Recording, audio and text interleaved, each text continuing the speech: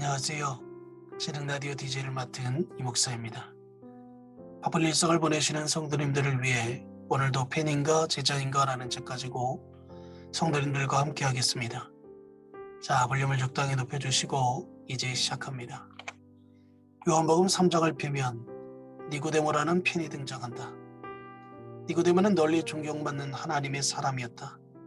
그는 종교 지도자들의 엘리트 집단인 사내들인 공의 일원이었고 일찌감치 예수님께 열광해 왔다. 예수님의 가르침을 듣고 정신이 번쩍 들었고 그분의 놀라운 기적에 눈이 휘둥그레졌다. 무엇보다 그의 마음을 사로잡은 것은 그분의 넘치는 연민과 사랑이었다. 예수님의 팬 니고데모. 니고데모는 예수님과 더 깊은 관계로 들어갈 준비가 되어 있었다. 하지만 생각만큼 쉽지는 않았다. 드러내놓고 예수님을 따르면 잃을 것이 한두 가지가 아니었다. 명망 높은 종교 지도자가 갈릴리라는 촌구석에서 올라온 전직 모수의 제자라는 사실이 알려지면 사람들이 뭐라고 수군댈까? 최소한 그동안 쌓아온 명성이 일순간에 무너질 게 불을 보듯 뻔했다. 남몰래 예수님의 팬으로 활동하면 잃을 게 별로 없었지만 제자의 길에는 비싼 가격표가 붙어 있었다. 이는 그때나 지금이나 매한가지다. 그렇게 니고데모는 가슴 떨리는 기로에 섰다. 종교를 선택할 것인가 아니면 예수님과의 깊은 관계를 선택할 것인가. 종교를 잃지 않고서 예수님을 진정으로 따를 방법은 없다. 방해하고 있다. 요한복음 3장은 니고데모와 예수님의 DTR 순간을 묘사하고 있다. 이야기는 니고데모가 예수님을 찾아가면서 시작된다. 요한복음 3장 2절에 그가 밤에 예수께 와서 여기서 만남의 시점을 대수롭지 않게 생각하기 쉽다. 하지만 생각할수록 이상하지 않은가? 니고데모는 왜 굳이 한밤중에 예수님을 찾아갔을까? 환한 대낮에도 시간이 많지 않은가? 예수님의 공공장소에서 가르침을 펴실 때 잠깐 뵙기를 청하면 편했을 것이다. 게다가 니고데모의 정도의 인물이 나타나면 사람들이 알아서 예수님께로 가는 길을 터주었을 것이다. 하지만 성경은 그가 밤에 예수님을 찾아갔다고 말한다. 밤에 찾아가면 남들 눈에 띄지 않는다. 야밤을 틈타면 다른 종교 지도자의 거북한 질문을 피할 수 있다. 밤에는 아무도 모르게 예수님을 만날 수 있다. 보는 눈이 없을 때 예수님과 이야기를 나누면 현재의 삶을 그대로 유지한 채로 예수님과의 관계를 시작할 수 있을지도 모른다. 실직의 위험 없이 예수님을 따를 수 있다. 친구와 가족에게 굳이 알릴 까닭은 없지 않는가. 그렇게 하면 어렵게 쌓은 편안한 삶이 뒤흔들릴 수 있는 일이 없다. 어쩐지 팬의 태도처럼 보이지 않는가. 팬은 자기 삶을 조금도 희생하지 않는 채 예수님을 따르기 원한다. 예수님을 따르기 위해 어떤 손해를 보았는가. 하지만 니고데모는 결국 진실 앞에 서게 된다. 삶의 뿌리째 흔들리지 않고서 예수님을 따를 방법은 없다. 예수님을 따르면 뭔가를 잃을 수밖에 없다. 니고데모에게 그것은 높은 지위, 동료들의 존경, 수입, 우정, 가족과의 관계였다. 당신은 예수님을 따르기 위해 무엇을 내어놓았는가? 이것이 팬에게는 보통 부담스러운 질문이 아닐 수 없다. 이 질문을 대충 넘어가지 말고 예수님을 따르기에 어떤 손해를 입었는지 글로 써보라. 예수님을 따른 탓에 삶이 어떻게 흔들렸는가? 예수님 때문에 삶이 조금 변하는 것은 얼마든지 감수할 수 있다. 하지만 예수님은 우리의 삶을 뿌리채 뒤흔들리기를 원하신다. 팬은 약간의 손질만을 할 생각이지만 예수님은 완전한 수리를 말씀하신다. 팬은 약간의 조정을 생각하며 예수님께 오지만 예수님은 완전한 분의 수리를 계획하고 계신다. 팬은 화장을 약간만 고치면 족하다고 판단하지만 예수님은 화장을 처음부터 다시 할 생각을 하신다. 팬은 몇 가지 장식만 달면 그만이라고 생각하지만 예수님은 완전 개조를 원하신다. 팬은 예수님의 가르침만을 원하지만 예수님은 그의 삶을 송두리째 뒤흔들기를 원하신다. 먼저 니고데모는 예수님이 하나님께로 왔다는 사실을 믿는다고 분명히 말한다.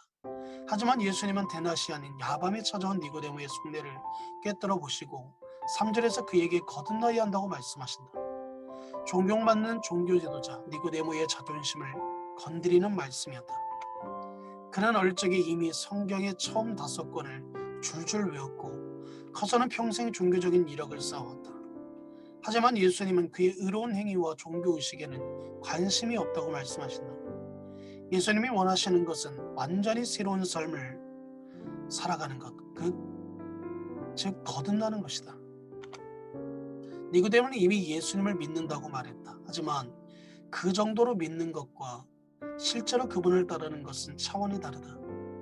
예수님은 니고데모가 그분을 따라오기를 원하신다. 밤만이 아닌 낮에도 니고데모와 동행하기를 원하신다. 진짜 믿음은 말로만 믿는 것이 아니다. 차이가 있다. 차이가 있어서는 안 되지만 분명한 차이가 있다. 예수님을 믿기는 하되 따르지는 않는 사람이 많다. 복음은 이런 이중적인 모습을 인정하지 않는다. 진짜 믿음은 말로만 믿는 것이 아니다.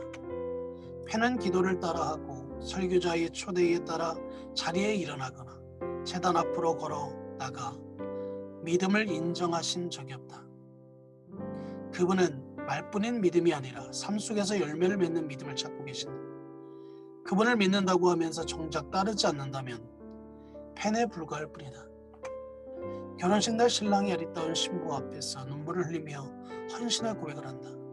죽음이 우리를 갈라놓을 때까지. 그 결심이 참으로 감동적이다.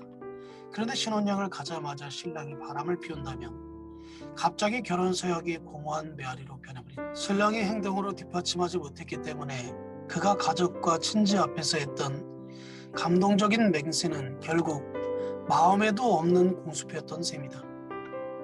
대개 우리는 뭔가를 사실로 받아들이는 것이 믿음이라고 생각한다. 하지만 성경에서 말하는 믿음은 대상을 실제로 따라야 진짜 믿음이다. 따르는 것은 고개만 끄덕이는 것이 아니라 손발로 움직이는 것이다. 교회가 펜을 양성하는 공장으로 전락하는 이유 중 하나는 믿음의 메시지와 따름의 메시지를 분류하기 때문이다. 두 메시지를 분리하면 균형이 깨진다. 복음서를 보면 예수님은 나를 믿으라는 말씀을 4번 정도 하셨다. 그렇다면 나를 따르라는 말씀을 몇 번이나 하셨을까? 자그마치 20번 정도다. 따르는 것이 믿는 것보다 중요하다는 말을 하려는 게 아니다. 그 둘은 밀접하게 연결되어 있다. 그들은 믿음의 심장과 폐다. 둘 중에 하나만 없어도 살아갈 수 없다. 믿음의 메시지에서 따름의 메시지를 떼어내면 믿음은 곧바로 죽어버린다. 믿음과 따름의 이분법을 깨뜨리지 않는 한 교회 안에는 언제까지고 펜만 득실 것이겠다. 따름은 믿음의 일부다. 진정으로 예수를 믿는 사람은 반드시 그분을 따르게 되어 있다. 내가 만난 팬들은 대부분 믿음만을 강조할 뿐 제자의 길을 제대로 가르치지 않는 교회나 기독교 공동체 출신이었다. 헬스클럽에 자주 가는 사람이라면 헬스클럽 죽돌이를 본 적이 있을 것이다. 헬스클럽 죽돌이는 헬스클럽에서 살다시피 하는 사람이다. 내가 다닌 헬스클럽에도 엽기 주변에 어슬렁거리며 거리 비친 자신의 모습을 응시하는 죽돌이를 여러 볼 수 있다. 언젠가 그들에게서 공통점 하나를 발견했다. 상체는 거대한 데 비해 하체는 앙상하다는 것이다. 그들은 가슴과 이두근과 삼두근을 열심히 가꾸지만 종아리와 넓적다리는 등한시한다. 그 결과 균형이 완전히 어긋나 있다. 상체는 근육질의 영화배우 아놀드 슈워제네거인데 하체는 말라깽이다.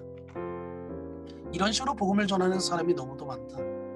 그리스도인이라면 믿음이 좋아야 한다고 가르치면서 예수님을 따라간다는 말은 하지 않고 어물쩍 넘어간다. 믿음만을 큰 소리로 강조하고 따름에 대해서는 속삭이듯 읊어버린다. 혹시 당신도 그런 식으로 복음을 들었는가? 당신에게 복음을 전한 사람이 믿음에 관해서는 장황하게 늘어놓고 그 믿음에 따라야 삶을 변해야 된다는 말은 해주지 않았는가? 나는 이런 전도 방식을 예수 판매로 명명하고 싶다. 이것으로 이 목사가 추천하고 대신 읽어주는 진흥 라디오 3번째 시간을 마치겠습니다. 감사합니다.